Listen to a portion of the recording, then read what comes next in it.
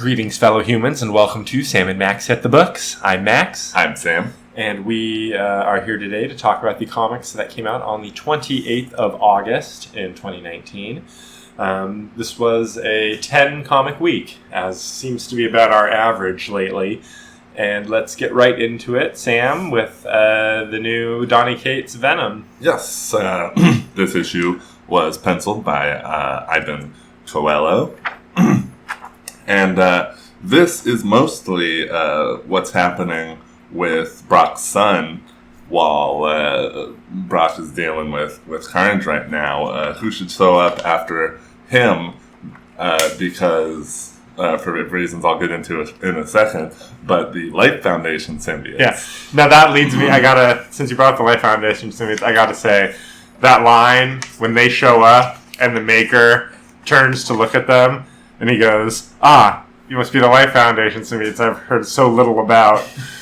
I lost it. I love it. That's a sick burn from this guy. Oh, yeah. Well, exactly, because that's who he is. Mm-hmm. If they actually mattered, he'd know more about them. And I love that they remembered to show the Maker's gross head. Like, some people forget. When his helmet was off for a second? Yeah, that was crazy. It was awesome. Sometimes I see him, and the artist, I think, forgets about the head and just gives him, like, a facial scar. And yeah, he's got a big gross head. Yes, he does.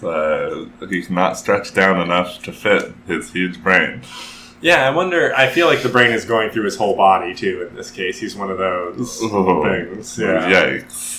Yeah, and so when he hits one of the Life Foundations with a side blast and the kid falls out from that other issue, it's pretty funny when he's like, most people would have qualms with this, but he points a gun at her. Yeah. And it's just like, I don't. This dude he's absolutely ruthless. Like, by the purest definition of that word. I love the Maker so much, I gotta be honest. No, me too. I am a huge fan at this point of the Maker. I didn't know about him last year.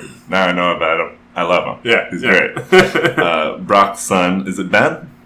What's his name? No, I can't remember. This kid's Kyle. All right, Little Brock. Yeah, Little Brock. He's ready to fight too. It's pretty cool. It turns out that his mother passed the symbiote codex down onto him, which is interesting. Well, that's what they think that they've been working with, but that's the thing. Now, this is going to come up in more detail later because now I read Absolute Carnage 2 before I read this issue. I think you said you did the same. I did as well, yeah. Now there is a reveal in that issue that we'll get to that I thought was going to be revealed in this issue, especially when the Maker vocally tells his base AI to target all symbiotes.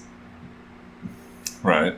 Yeah, because the reveal in Absolute Carnage, which we'll get to. Okay, well, if you don't know what I'm talking about, let's wait until we get to it in Absolute Carnage. Yeah, you'll have to enlighten me. We'll see. But yes. Yeah, but I was fairly satisfied with this issue. It of course ends on a cliffhanger. The Life Foundation symbiotes are not.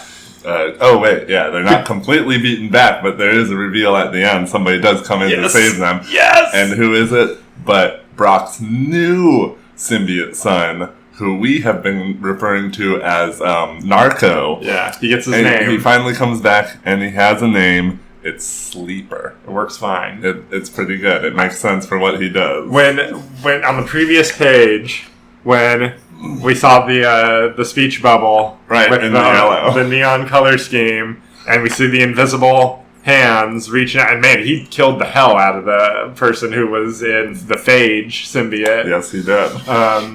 Sleeper showed up, and I was like, Donny Cates. You remembered. Yeah, exactly. So that's pretty cool. I like that is now a factor in Absolute Carnage. And what that means is that of all the tie-ins and everything, Venom is the one book that literally, I think, it features every single one of Venom's surviving offspring. Right? Because all the Life Foundation symbiotes, yep. Carnage is a factor in this book, and Sleeper. Now Sleeper. And that's all Venom's kids, right? Oh wait, there was Toxin, but I think Toxin's dead. Right, yeah, I think they allude to that. They talk about it a little. I give it a 7. Yeah, I enjoyed it quite a bit as a Venom fan and a fan of Venom comics. It's a 7. Yeah. Speaking of which, Absolute Carnage #2 came out. That's Donny Cates and Ryan Stegman. Still doing excellent work. I don't know if this issue is quite as good as the behemoth that was Absolute Carnage issue 1. So I think it was a juggernaut. But some really good stuff. That first page with all the various faces of Cletus overlaid in the one image with all of his great Cletus Cassidy dialogue. Oh, yeah. Venom grows his wings and uses them. Always happy to see that in the Donny Cates run. Oh, yeah. But yeah, the big reveal in this issue is that the Maker says that I don't think your kid is a human child with a symbiote codex. I think your kid I think it's just a symbiote walking around thinking that it's a human.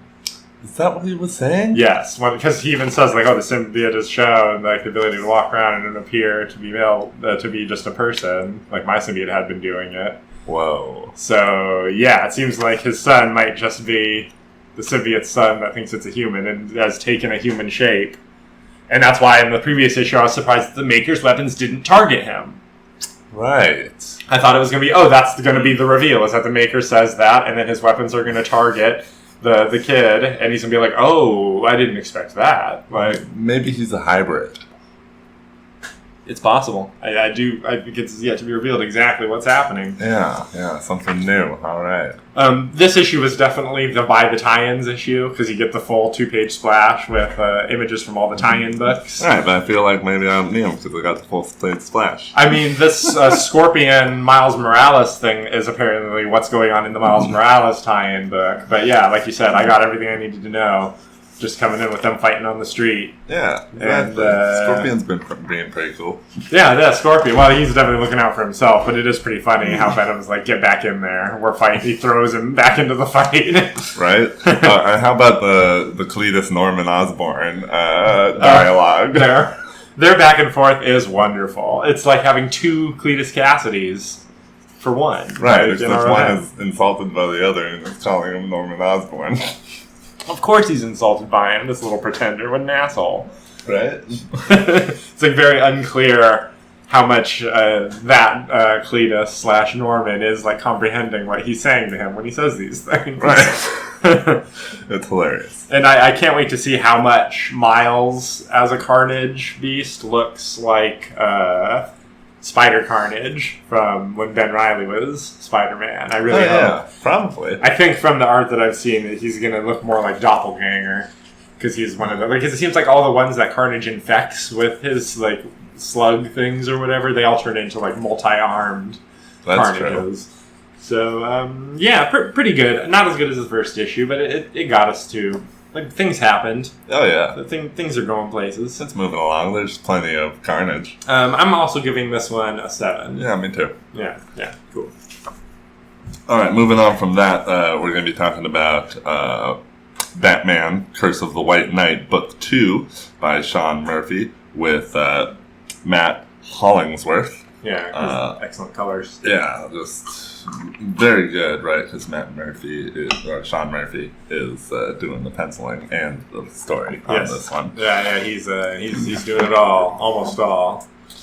Yeah, so in this one we get a little bit more of the past Gotham with the Wayne family taking out the Gotham family or the Arkham family. Well, isn't it that he's being trained by the Order of Saint Dumas to go in and take out the Arkham family? Yeah, the Arkham family. That's what I thought. Yeah, he's totally being trained for it. Lots of nice sword and gun and boots, which is all fun things of that era. Yeah, it's very Captain Blood, like swashbuckly looking stuff. Yeah.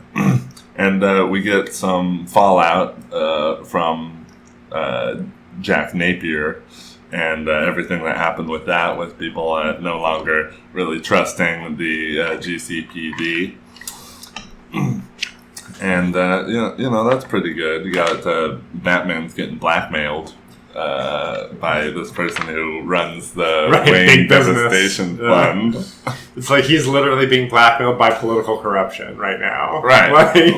Like, goddamn. And then, Azrael. Azrael burns his shit. We got Azrael, and he's running around. He's not cool with Batman. He Yeah. wants the power. He wants Gotham back. So it doesn't, seem like this is supposed to be a post-Nightfall situation where Azrael has ever been Batman or something. This is like just a guy who's been brought out of retirement by the Order of Saint Dumas in order to get revenge on Batman for something that his ancestor did, because obviously he's going to have, we'll see in the flashbacks, that he will have done something to betray the Order that he went to serve, and it was obviously after he took care of Laffy Arkham, which we saw in the first issue. Yes, we did. Yeah. So overall, I am enjoying this, but this did feel like a little bit more of a slow burn. Yeah, I can see that. I mean, no pun intended, right? With Batman getting all his shit torched. Well, no, not intended. It's Go ahead. How did they get so many explosives into the Batcave and shit? Like, without Batman knowing, that is a serious lapse in his defenses. That's true. It is a little weird, but I suppose if they're connected to this lady who's blackmailing him, then they probably knew a lot more and were able to prepare for a long time. I'd give it a 6. Yeah, I'm with you. Still pretty good. Pretty good. Yeah. It doesn't quite compare to the absolute carnage that we just read. Yeah, and it does still. It's a little sequely. After all the political parts of it are a little like, oh, right, the story was a pretty nice self-contained story in the original White Knight. But how can we now stretch this? Like, the Joker parts especially feel very tacked into the plot in a way. It's like, oh, I have to have Joker heavily featured because he was the star of the previous series, but really we want the Azrael stuff. Like, that's what we... That's the most interesting thing that's going on. I'm sure Joker's going to do something interesting at some point. Probably going to end up teaming up with Batman again. Yeah, take out Azrael. The question is whether or not Napier shows up at some point during the series. Yeah, hopefully. We'll see. We'll see. I'm not sure yet if I want to get more of that Harley. Oh, yeah. First Harley. Yeah, and where's Neo Joker in all this? Right, that's true. Moving on to issue 14 of Superman by Brian Michael Bendis, penciled by Ivan Reis. Looks good, man. It does look really good. This is the comic where they form the United Nations of space, and it eventually becomes the Legion of Superheroes, and everyone who loves the Legion of Superheroes can get very excited. Far more exciting to me in this issue personally was the excellent Zod and Superman team up and interplay that happened. I love that Zod is the one who takes out Rogelzar at the end. Oh, yeah. No, that's great. Because, Jor-El was smart enough to lead everybody back to Krypton and knew that it would just piss Zod off fierce. Like, real fierce. Yeah. And so they fight in the ruins of Krypton. And it presents an interesting question. So what makes kryptonite poisonous to Superman? Was it the explosion of Krypton, or was it the traveling through space and then landing on Earth that irradiated those chunks to make them dangerous to Kryptonians? Well, I always figured it was the explosion. Interesting. I wonder, yeah. Because I believe that in early Supermans, when they chose to explain it, it was the trip to Earth, like through space, irradiated them. Yeah, but then why would it only be kryptonite? Why would it only be shards of Krypton? Other shards from other places come and land as meteors on Earth. And yeah, that is the question. Is every single broken piece of Krypton now kryptonite or not? But I think that this comic posits that it is. Because it's like, it's going to be fatal to you out there in the debris. Like, even with this shield, Superman, that I'm going to give you, that will give you only 10 seconds. Right. But he stays out there much longer, but everything's fine. And then, correct me if I'm wrong, but at the end, is it now revealed that Rogelzar was once a Kryptonian? That's right. Superman says that to him. Like, He does say. You're a Kryptonian. Yeah. And Rogelzar looks mad. So guess what? A bunch of stuff happened and Rogelzar was defeated. But you know what didn't happen? Any resolution from what that whole plot was. Like, yeah, we still don't know why Rogelzar hates Krypton, or hated Krypton and blew it up. No, we don't. I mean, this is Unity Saga of the House of El, the conclusion, part 1, so I guess they want to get three more comics out of us. Right, But, true. I mean, House of Krypton. I mean, I guess we're getting back to that. I did like it when Crypto, the dog, showed up at the end, and Supergirl used Rogolzar's axe to cut the shit out of him. Yeah. That was a pretty nice moment, and I like it anytime Crypto shows up. And man, he showed up to fight, man, baring those teeth. I've never seen him look so angry. Well, yeah, I guess it makes sense in this case. I'm going to give it a 4.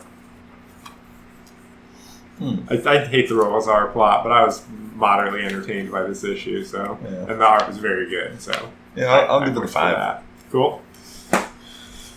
Now we're going to talk about Justice League, issue number 30 by Scott Snyder and James Tynion IV, with George Jimenez on art.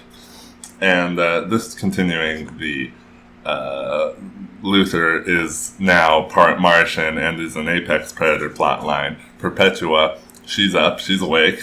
Oh, yeah, God. This is perpetuating every plot line. Yeah, this is right. it. This is the Doom War. This is what we've been building towards for all these issues of Justice League. Right, it's happening.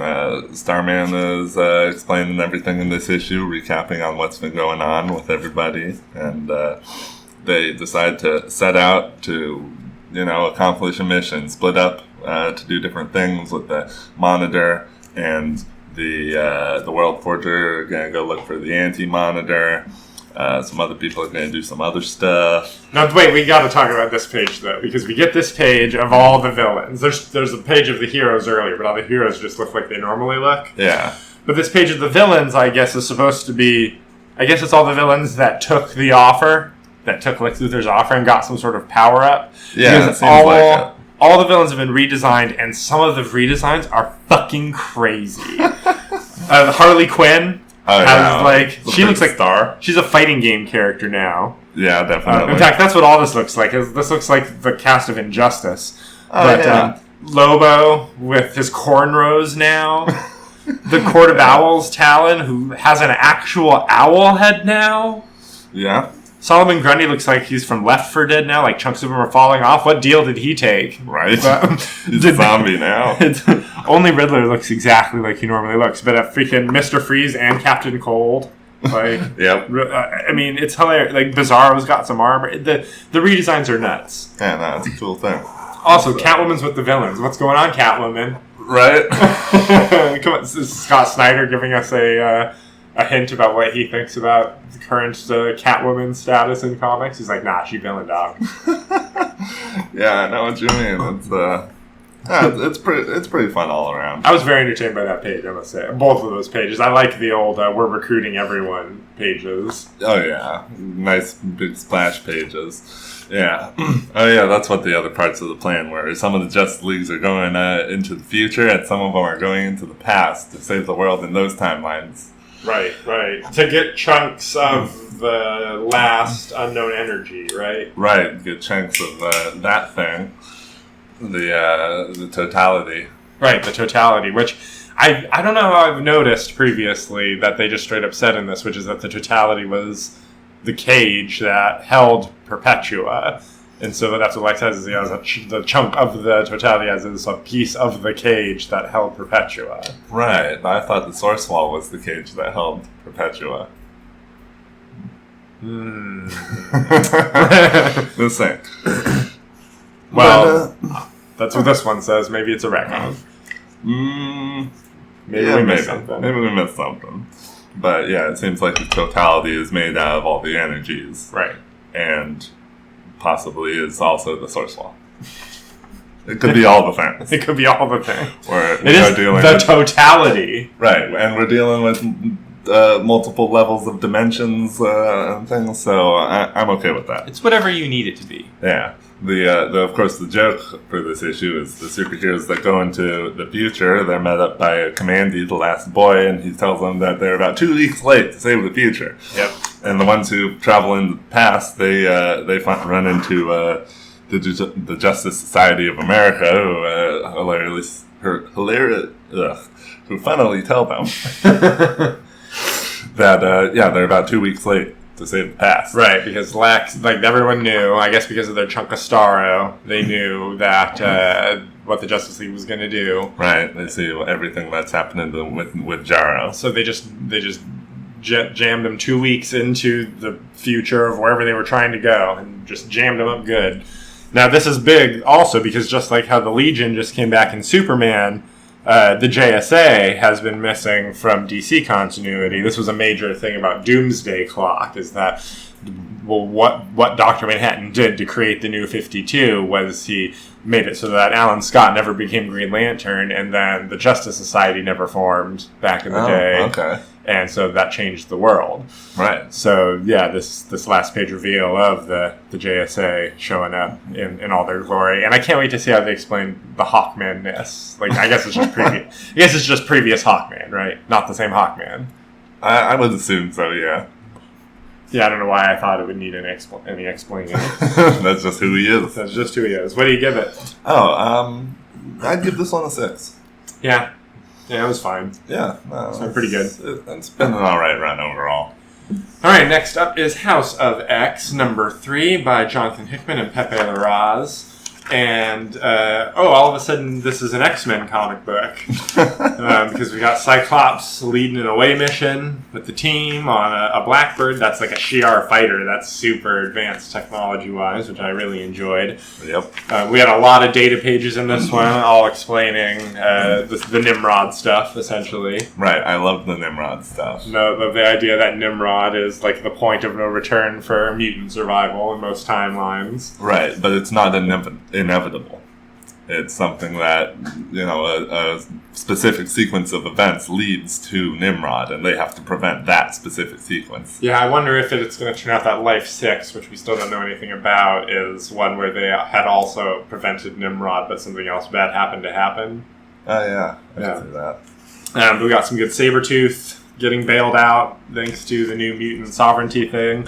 Very interested to see where this angle of the series goes. It's such a bastard. It's like, I'm not done killing yet. Right? I'm going to be an asshole no matter what. And then the end is just a pretty cool X-Men space mission where they're trying to go to the Mother Mold station so they can hit the switch that will detach the head and launch the Mother Mold into the sun, which the Human-Machine Alliance designed as their own safety measure. And it's a pretty cool action sequence, and then the Blackbird gets blown up. So, oh no. That's real bad.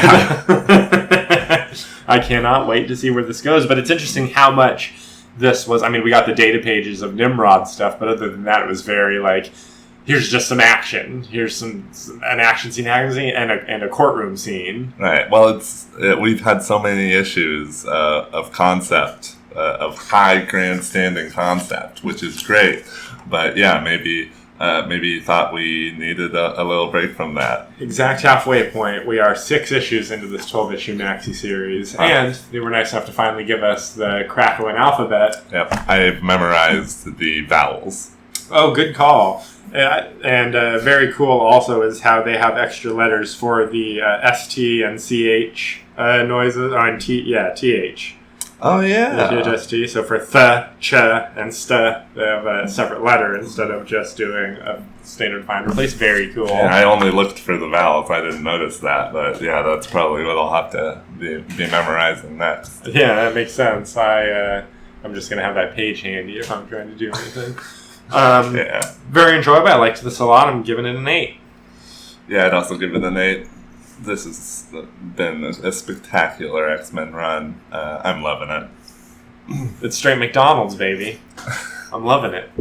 Sure. Okay, we're going to be now talking about the 8th issue of Martian Manhunter by Steve Orlando and Riley Rosmo. I knew his name was alliterative. I couldn't remember what it was. I wanted to say Roy, but I didn't because I knew it was wrong. Riley Rosmo doing the art for this issue.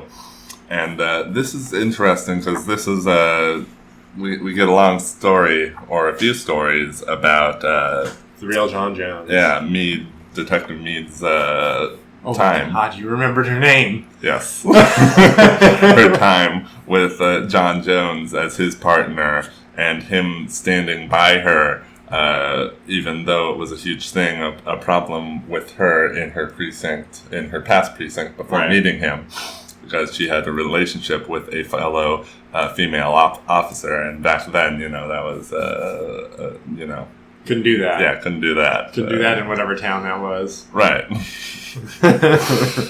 Times are different now, but I get it. It wasn't too bad.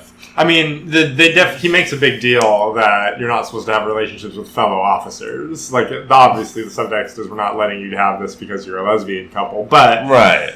Well, that's how she saw it, for sure, and yeah, that's probably how it was. But I believe that is still a rule. Isn't it? Is it not? I actually have no idea. I'm going to shut up now. Let's continue. I'd assume that it would be, but maybe that's just the military. Right. That would make sense. Yeah. But, because... John Jones stood by her through her whole shit. She has now decided that she will stand by John Jones. Because they get drunk and have a good time. Yeah. She knows he's down on his luck. He didn't want any of this stuff to happen. Yeah. So that now they're going. And they're going to go after that red Martian guy. Charn. I can remember his name. Yeah. Charn. Charn. Means death.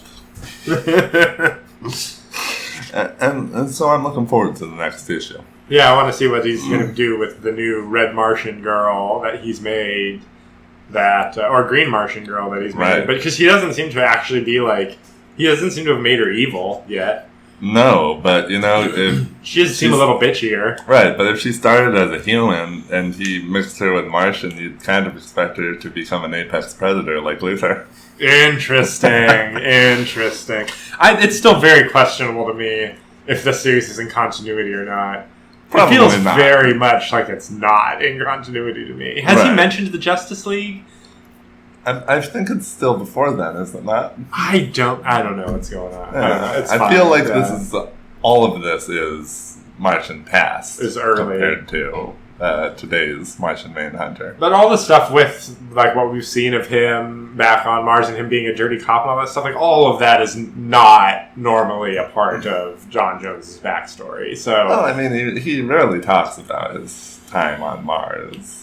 Don't really know too much about it. It's true, and usually a lot more time has passed, I feel like. In this, it makes it seem like Mars was like just destroyed. He was teleported from Mars to Earth while like it was exploding with the thought virus. Yeah, that's true. It does seem like it was a long time ago normally. What do you give it? I'd give this issue a 6. I still rather enjoy this run.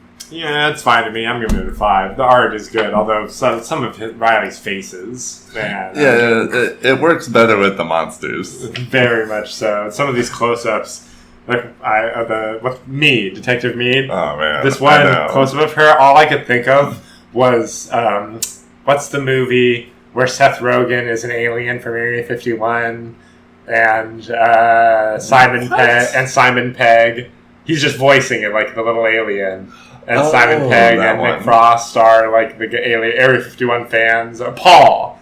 Yeah. All I could think about was but she looks like an alien. When I see that, I think of the old MTV show The Head from the 80s about the guy who gets an alien stuck in his head and it grows to gigantic proportions so that it always just grows off screen. I have never heard of that. Oh. It's rather hilarious, but the art is like it's just terrible. Yeah, a lot of that MTV animation has not aged well. Yeah, but the alien in his head is sent there to save the world from another alien who's a criminal of his species, who then jumps into his girlfriend, and then after that happens, she slaps him and walks out the door. All right, interesting. Yeah. Moving on to the 11th issue. I think this is the 11th issue of Transformers by Brian Ruckley, art by Angel Hernandez and Anna Malkova. Art's good. Art continues to be very good. Sure. I like the art in the first half a little better than the second half. It gets a little fewer lines, I feel like. Anyway, the thing is, something is finally happening in issue 11, kind of. And it doesn't... They spent 11 issues and it still doesn't feel justified somehow. When Megatron's making his big speech at the end and is like burning the Decepticon symbol into the flag, and he's like, "This is our symbol now, Decepticons." It doesn't. Where do you get the idea for that symbol? Like, it's nothing. It's nothing. It is nothing. He gives this speech, and but they're gonna turn it over. The symbol. They're gonna turn what over? The symbol is turn it upside down. It's a face. I guess it's not quite the same symbol. No, you have to change it a little more, but I kind of get where he's coming from. With it's like it's gonna evolve over time. With the surging tide, we are the rising tide. Right, but yeah, this really needs some cataclysmic event go off that's gonna become fighting in the streets and all kinds of stuff, and the trigger has to be flipped. And we still haven't had confirmation for sure that Megatron arranged the attack on him at the speech, do we? Do we know if that was him or not? I mean, I think at this point that we do, because of all the other stuff that he's turned out to, be in charge of that's been going on. But they've been doing a bunch of shit without telling him, and he's yelling at everybody in this issue. It's like a Megatron going around to all of his closest people and being like, y'all fucked up, except for Soundwave. You always do well, Soundwave. Right. Man, Bumblebee fights Six-Shot one-on-one in this issue. And I don't like Six-Shot being this nerfed. I don't like this idea that like all Transformers are about equal. Like, they're not people, man. Like, some need to be like way out. I don't care if Bumblebee's a security bot in this reality or not. The Six-Shot, man, he's supposed to be one of the scariest guys. Bumblebee shouldn't be able to hold him off so well that he needs to be electrocuted in the back in order to be stopped. Yeah, that's true. This is garbage, man. I hate that. I'm talking myself into liking this issue less than I even felt like when I was reading it. I'm giving this a 4. Okay, I'm giving this one a 3. Cool. Next up, Batman Detective Comics, issue 1010 by Peter J. Tomasi and Deuce. What's the name? Christian Deuce. Yeah, and with a nice J. Lee cover. I do enjoy the cover. The cover's pretty cool with Deadshot over Batman. Batman. Don't make that mistake. Yeah, really. Fake nerd alert. It's so different. This story was old hat. Yeah, Batman, he fell out of a plane as Bruce Wayne. And a couple of old soldiers found him, a Japanese soldier and an American soldier who've been living here. And so he gets to give them all the news about what's happened since World War II. And we've all seen that story before. Sam, can we talk for a second about how crazy it is that Bruce Wayne takes the time to sew up a flight helmet, like when he's making his budget Batman suit so he can go rescue everyone. And he takes the time to make sure there's some bat ears on it. And then when he's fighting Deadshot's like, I don't know who you are. He's like, you're not Bruce Wayne, not Batman. Right? Any of the options. Like this guy shows up with his bat ears. I don't know who you are. I don't know who you are. No, you're right. Deadshot should definitely realize who that is right away. I don't think it's crazy all this for should do him is, to put the ears on. All this does is confirm to Deadshot that Bruce Wayne is Batman. That's best case scenario of his maneuver here. He's got to have his ears, man. I guess without his ears, how is he going to strike fear into the hearts of the criminals? Deadshot is pretty funny when he's interacting with the rich people and like teasing them about leaving them to die and like not getting food for them. And yeah, that is pretty funny. It's pretty sadistic. And I mean, he probably assumes Bruce Wayne is dead. Maybe. Yeah. Oh yeah, I mean, Bruce Wayne was sucked out the back of the plane. So. Right. So the fact that this guy's attacking him, he probably isn't going to draw that conclusion. They're taking their time on this Mr. Freeze slow burn. Right, you just a couple pages of Mr. Freeze at the end of each comic so far. We see his new look, his new post-offer look. Yep. because the book This has isn't the timeline. That's true. it has the Dark Gifts banner, so we need to have a couple of pages in the back that make this tie into that event. Well, at least they're not making you buy a whole nother comic of tie-in. Yeah. Yeah. So this was all right. I'd give it a 5. I'm, mostly neutral on it overall. Yeah, the art was kind of whatever to me, and the story was kind of whatever to me. I'm giving this one a 5 as well. Cool. All right. So moving on, this is one I actually forgot to pick up a week ago, but I got it into my pull. We won't miss any more issues, and that is the second issue of Superman's pal Jimmy Olsen by Matt Fraction, Steve Lieber, and this is a funny ass comic. I'm really enjoying it. The way it's just little 2-page vignettes, and the story keeps jumping all over the place. Right. Once again, at the beginning, it's the Olsen family and the other family. Right. The Alexander family, the other Luther. Basically, it's the Luther versus Olsen wars over time, because he jumped off that waterfall at the previous issue, and I guess he found a big old gold nugget. Yep. And where he ended up, because he's got that Olsen luck, which is we see the Olsen luck played out again later when we find out that Jimmy won the Pulitzer Prize for a photo he took by accident when he tripped over his untied shoelaces and fell into Lex Luthor and took a wonderful picture. Right, of his perp walk. Of the perp walk. And we see Jimmy getting pretty talked down to by his brother, who obviously has some resentment about his very famous younger brother, Jimmy. Yep. But let's talk for a little bit about the short vignette of Superman doing shtick on the roof so that Jimmy can get internet video. Right, Superman's secret powers. Which is like generic magic, and is this your card? And how amazing he looks in wigs, but if he wears glasses, no one recognizes him. Right? That was the funniest part. and the cat. And saving the cat. Yeah, he keeps up. It's funny because it's that thing that we kept seeing in the earlier days of when Bendis showed up on Superman. When no matter what Superman was doing, he kept having to rush off to save somebody real quick. Right. The thing I wonder is he going to drop that cat back off near where he saved it? Right. What's he doing with that cat? It probably belongs to somebody. But my favorite was, I can convince anyone to buy me a hot dog pretty much whenever I want. And then Jimmy says, I don't think it's really a superpower. And then he cuts to another vignette, and then he cuts back, and Superman's eating a hot dog. Nope. Did Jimmy buy him that hot dog, or do he run off really quick and use his power to have somebody buy him a hot dog? Probably had somebody buy him a hot dog. A couple of pages of the many, many adventures of Jimmy Olsen. Every one of these things happened throughout the history of Jimmy Olsen comics. I had no doubt. It's just fun stuff, and Steve Lieber is a wonderful visual comedian with the comic book page. Like, you don't ever want him trying to do a serious book. He's not, that's just not playing to his strengths. His strength is hilarious acting and great facial expressions. Yeah.